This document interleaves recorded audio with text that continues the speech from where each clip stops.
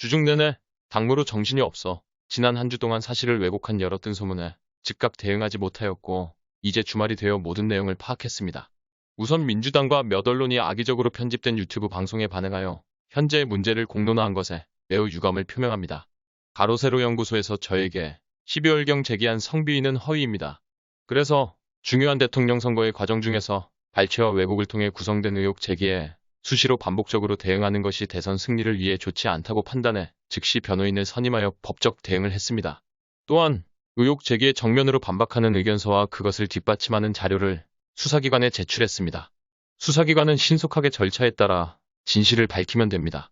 그런데 이 절차가 진행되는 과정에 최근에 김철근 정무실장과 제보자라는 사람의 대화 녹음을 편집해 증거인멸교사라는 또 다른 의혹을 제기했다고 합니다. 김철근 정무실장은 변호인의 부탁으로 진실한 내용의 사실 확인서를 받으려고 하였을 뿐입니다.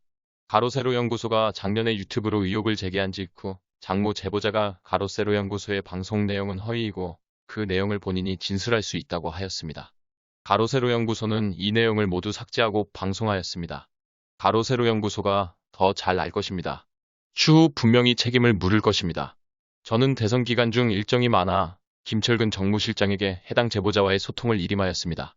제보자가 먼저 연락이 와 사실관계를 확인해주겠다고 한 상황이라 증거인멸교사라는 주장 또한 무엇이 증거라고 지칭하는지 알 수가 없습니다. 강용석 변호사는 이러한 방송 내용에 대해서 사감을 가지고 제가 강용석 변호사의 복당 신청을 거부했다고 주장하고 있습니다. 사감이 작용했다면 제가 언론 인터뷰에서 밝힌 것처럼 안건을 회의에 붙이지 않고 공천 마감 시점이 도래하기를 기다렸을 겁니다. 저는 오히려 공천 면접일과 신청 마감일이 다가옴에 따라 서울시당에서 올라온 안건을 즉시 회의에 붙였고 당원 당규가 명시하는 대로 최고위원회에서 즉각적인 표결 처리를 했습니다. 해당 안건은 다수의 최고위원들 반대로 부결되었습니다. 당대표의 의견이 영향을 줄 것을 우려하여 저는 해당 안건에 대한 제 의견도 표시하지 않고 바로 표결에 들어갔습니다. 최고위원 다수가 사감을 가졌다고 볼 근거는 없으므로 사감 논란은 말 그대로 정치적인 목적을 가진 노이즈 마케팅입니다.